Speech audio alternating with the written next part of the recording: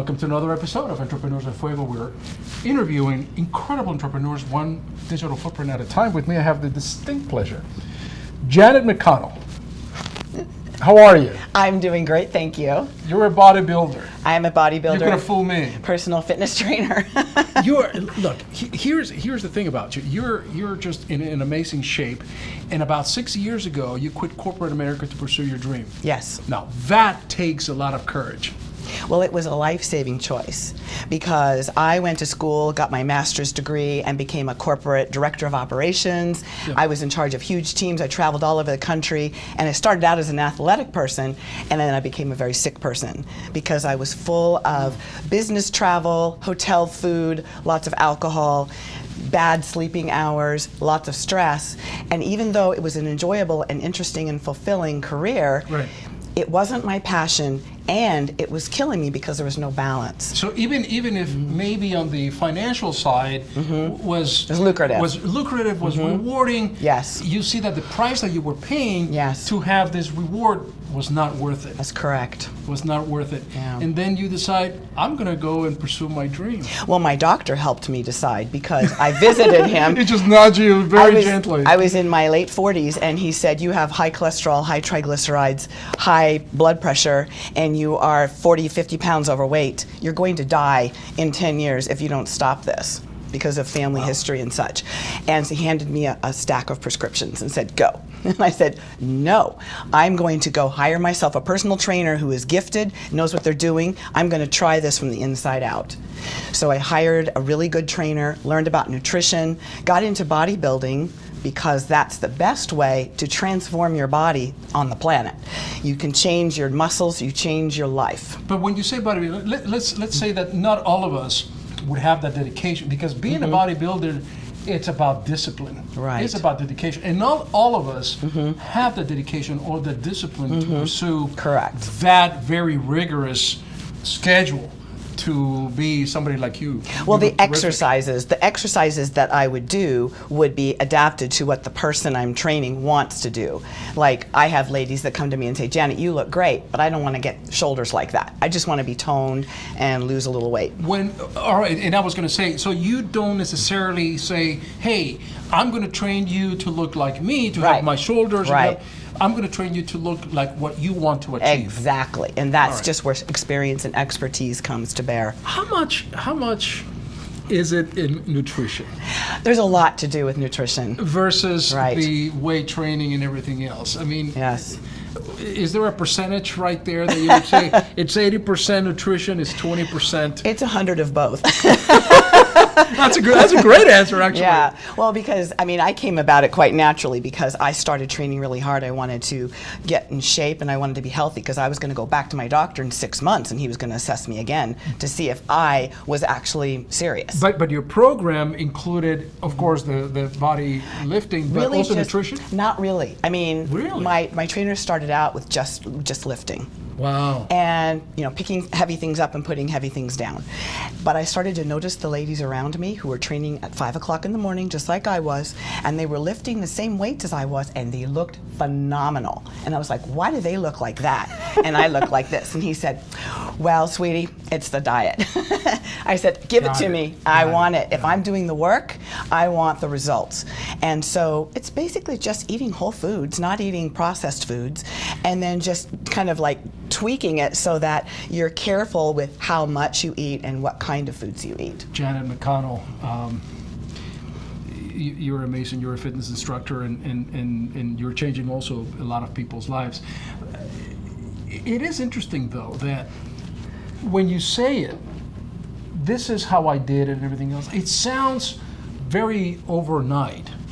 But No. it wasn't, right? No. I mean, it took a while to chisel away. Yes, good To point. get to you where you are. So I don't want to give the Right. impression to anybody, and that's the same thing with entrepreneurship, right? That we Right. think that is, oh my goodness, I am an That's entrepreneur true. overnight, right? No, it's absolutely a lot of work. But it's the same thing with you. Yes. It took time. Yes, it and took dedication. time. And it also took falling in love with the daily activity of doing it. I love the feeling of strength, of moving things and feeling my body and going into my body and feeling what it feels like to feel strong. That I fell in love with. So when I go to the gym, I'm not like, oh, I've got to go work out. I'm like, I can't wait to get there. So it took falling in love with the process, because the goal of being a bodybuilding competitor on stage, which I've done several times and I'm going to do again in 4 weeks, was a big goal. But it wouldn't really be valuable to me if I wasn't enjoying every single day getting there. And every single day has been a joy. It's a mental game. Yes. When you're at your level, it's all mental. And the way that you beat the other competitor is with your head, not necessarily with the muscles and the positions and the poses and everything else, right? You can't really beat a competitor either. You don't even know who's going to show up.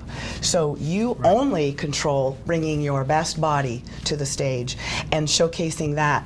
And by doing that, my goal in doing this is to inspire my clients and to transform my life, and every year get better and better. And you're right about the timing, because I got that bad news from the doctor when I was 48. Today, I'm 60 years old. Huh? I'm 60. No. I am 60 years old. Did you card her when she came in? We don't believe Because it. fitness is the fountain of youth. So Yeah. if no other thing will convince people that they should get into some kind of an exercise program, then it won't work, because it's true. Janet, you're 60 years old. You look phenomenal. Thank you. And it's because of your discipline. And I would bet all the money in the world that it's because of your discipline and your dedication and the desire to change people's lives. I do And- have that, yes. Let's talk about that time before the competition. Yes. Can anybody talk to you, or are you like so focused?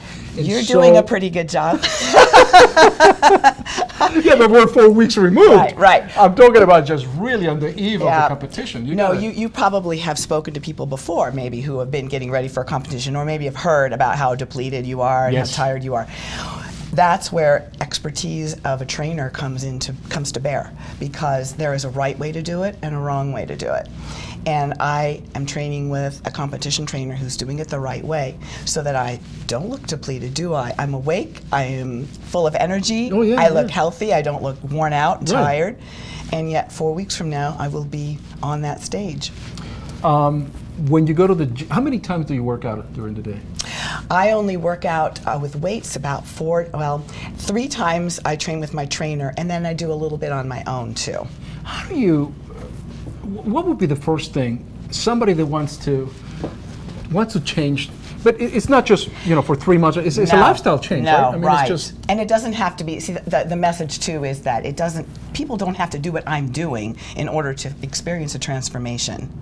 It just needs to be a realization that who you are in the world as a physical being is going to affect everything else you are, mentally, spiritually, everything. Your body is on the cutting edge of everything that you experience. So if you want to experience an abundant and fruitful life for many, many years to come, then if you keep your body in shape, it will be ready for that. Because my slogan, my clients and my friends all know this, is aging is inevitable, but decay is optional. Interesting. Right. Do you find it frustrating when you see all those commercials that come on TV, everything that comes in a bag, and Yes. the cheaters and everybody, Yes. it's got to be very frustrating, because that It goes is. against everything that you believe and everything that you are advocating. It's got to be Yes. very frustrating. I don't take anything that comes in powder form. I have only food and like a multivitamin, calcium, things like that. But Are you a vitamin powders. believer? Do you think I that think they it's work? good to have. I think it's like buying car insurance. You may never get in an accident, but you should have insurance in case somebody hits you. So it's good to have a little insurance, but you better make sure that you're eating a well-balanced diet that has plenty of protein and fiber and a good mix of fats and carbohydrates. Yeah, and all whole foods, because that's where the phytonutrients come from. You're admirable, man. I'm telling you, and you look phenomenal. And it's really an example of, and I respect people like you because they're disciplined. They got that discipline. They got that determination. and it's at the end of the day. At the end of the day, you talk about the balanced diet and this and that. You got to go to the gym, blah blah blah. But it boils down to discipline, I think. And I don't really think of it like that. I don't think about how I've got to be stern and strict and do the thing. It's more like, it's just like breathing. It's as natural as I just want to get up and do it. So it doesn't feel like hard work. It is hard, but in the process of actually doing it, I feel better with every rep. I feel better with every exercise. But now you do it as as an afterthought. A moving meditation. As getting up in the morning, as opening your eyes, you're incorporating this as part of your life, and that is discipline. Right. And that is very admirable. Thank you. Are we going to pose? What's that? Are we going to pose? Oh yeah, sure, we can pose. Yeah, we can. Let's pose before we go out. How about that? What is a good pose? Well, we can, let's see. You can do like this, or this like this. Oh my God! Look at. With that, we're out.